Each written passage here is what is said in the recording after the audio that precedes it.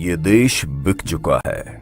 जी हाँ दोस्तों, आपको इस बात पर विश्वास नहीं हो रहा होगा, लेकिन इस वीडियो को लास्ट तक देखने के बाद आपको एक ऐसे दिल दहलाने वाले सच के बारे में पता चलेगा जो आपसे बड़ी चालाकी से छुपाया गया।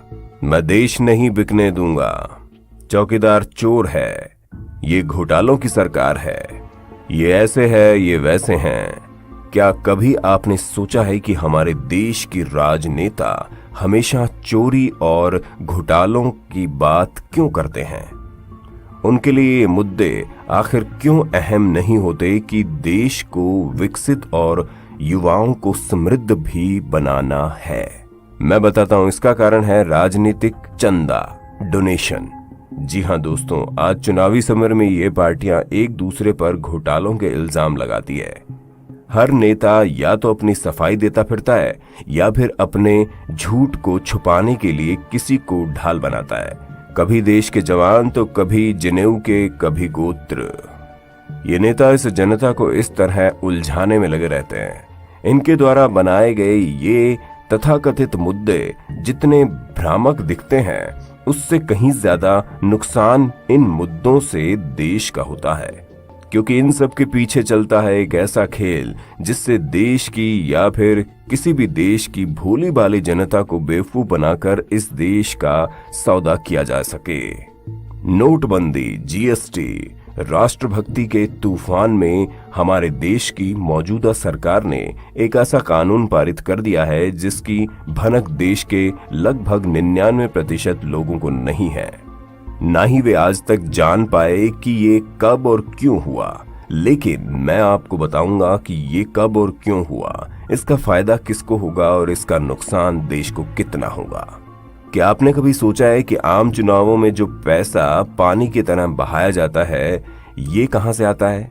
खैर, जो बीत गया तो उसे छोड़ ही दीजिए। अब जो चुनाव सर पर हैं, बात उसकी करते हैं। दोस्तों, क्या आपने FCRA यानी फॉरेन कंट्रीब्यूशन रेगुलेशन एक्ट 1976 के बारे में सुना है? क्या आप कुछ भी इसके बारे में जानते हैं? नहीं ना?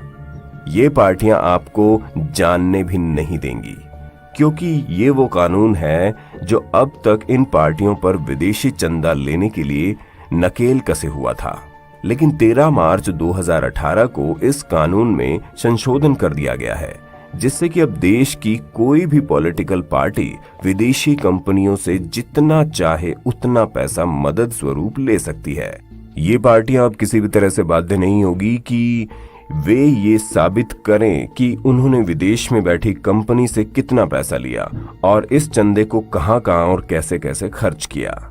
यानी अब विदेश में बैठी कोई अज्ञात कंपनी जितना चाहे उतना पैसा किसी पार्टी पर लगा सकती है और उसे सत्ता में बैठा भी सकती है। ये जानना और समझना बेहद जरूरी है कि आखिर ये कंपनियां इस तरह पैसा क्यों बहाती हैं।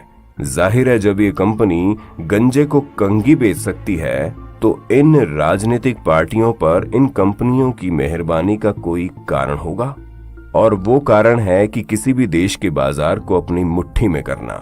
ये पार्टियां जब बेशुमार चंदा लेकर सत्ता पक्ष बनती हैं तो इनकी सारी नीतियां इन्हीं कंपनियों के पक्ष में बनाई जाती हैं। उदाहरण के तौर पर आप कुछ इस तरह समझ सकते हैं, राफेल बनाने का जिम्मा भारत की एक ऐसी प्राइवेट कंपनी को दिया गया जो महज कुछ ही हफ्तों पुरानी है, जबकि भारत सरकार की खुद की कंपनी हिंदुस्तान एरोनॉटिक्स लिमिटेड कई दिशाओं से सैन्य जहाज बनाती आ रही है। ये नए निवेश लाने की आड़ में देश बेचने का एक नया गोरख धंधा चलाया जा रहा है।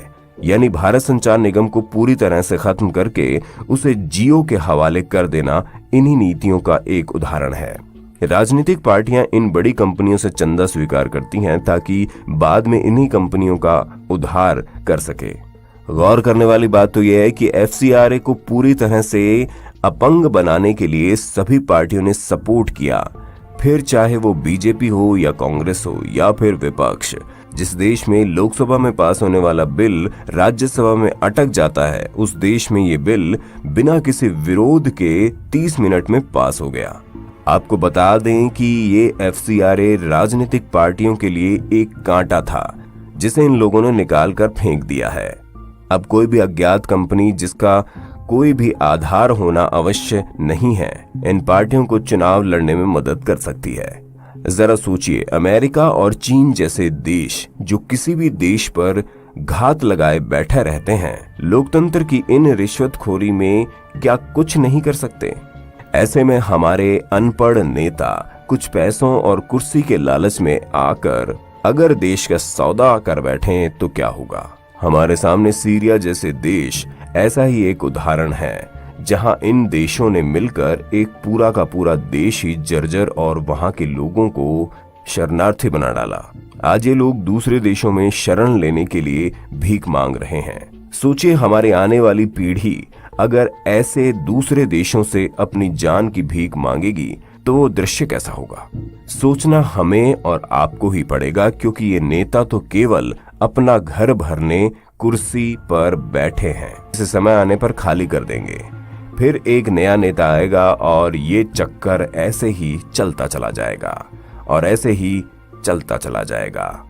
अब ये नेता चाहे तो खुद की एक कंपनी रजिस्टर्ड करके देश का लूटा हुआ पैसा इन्हीं कंपनियों के द्वारा लीगल तरीके से अपने चुनाव प्रचार में खर्च कर सकते हैं और इस देश का कानून इनका कुछ भी नहीं कर सकता। चाइना जैसा देश जो आज दोस्त कम और दुश्मन ज्यादा है, नेताओं के कंधों के सहारे भारत पर चढ़ाई कर सकता है। आज हमारे देश की अर्थव्यवस्था का लगभग आधा हिस्सा चाइना के हाथों में है।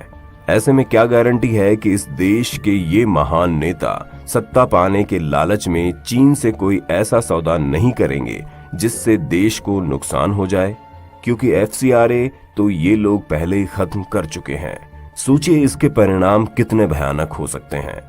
आज हम इस भ्रम में जी रहे हैं कि जिसे हम अपना नेता मानते हैं वो देश हित में काम कर रहा है और नए अवसरों को जन्म दे रहा है, लेकिन सच तो ये है कि वो नेता खुद ही किसी उद्योगपति का गुलाम है जिसे उसकी ही नीतियों के आधार पर कदम बढ़ाने होंगे।